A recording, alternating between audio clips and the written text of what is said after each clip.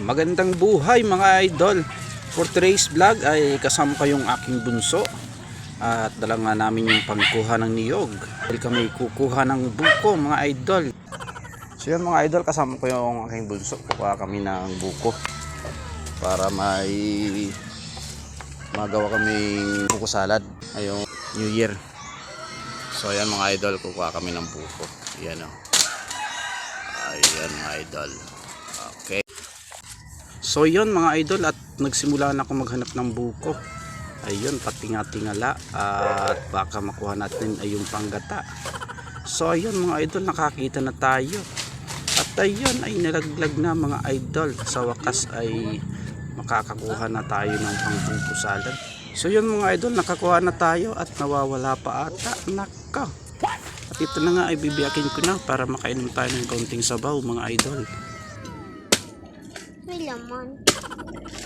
Lamari pa na ko kita pichi. Kuha mo na doon akin. So yun mga idol, tamang-tamang pangbuko salad to mga idol. Ngayon, kukuha daw muna ng pitsil yung aking anak kasi kukunin natin yung sabaw. Okay. Dagdagan pa natin to. Kuha pa tayo. Yun mga idol, sadyang kulang pa at kukuha pa nga tayo. At yun, nalaglag na mga idol. At ibinigay ko na nga sa aking asawa at sinimulan niya ng kayo rin mga idol ang ating buko. Ayan, kayod ng kayod mga idol. At ayun, magsisimula na siyang gumawa ng buko salad mga idol.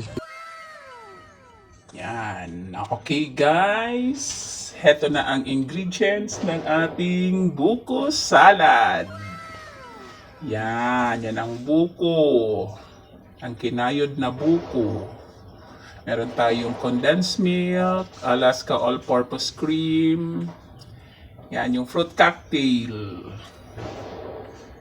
Yan yung condensed milk, Alaska condensed milk.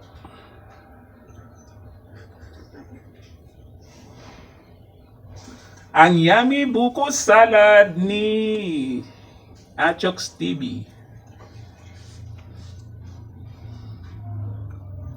Yan, dapat ubusin natin para mas masarap. Ang masarap na buko salad.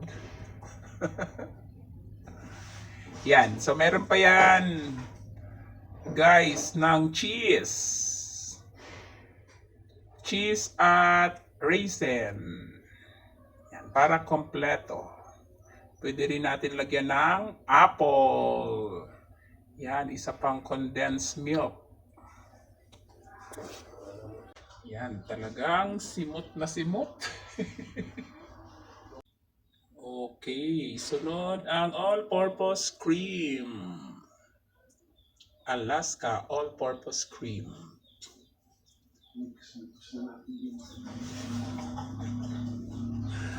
Pagkatapos natin ilagay lahat ng ingredients, mekos-mekos na guys. Yan.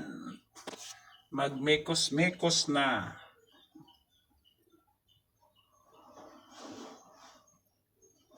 Yan ang raisin na binuksan ni Jamaica na natapon pa ang iba.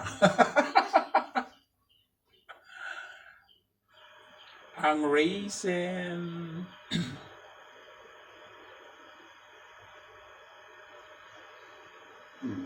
Yan, oh, yan, minikos-mikos na guys.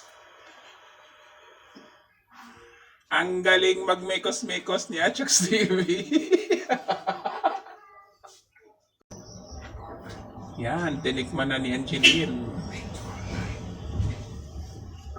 Yan ang yummy buko salad. Ay, wala pa yung cheese. Yan, nilagay na ang cheese. Yan, para mas lalong masarap. Yan, minikos-mikos ulit. At ayan mga idol, tapos na yung ating buko salad. At maya maya pa po ilalagay natin sa lagyan at ilalagay na natin sa refrigerator.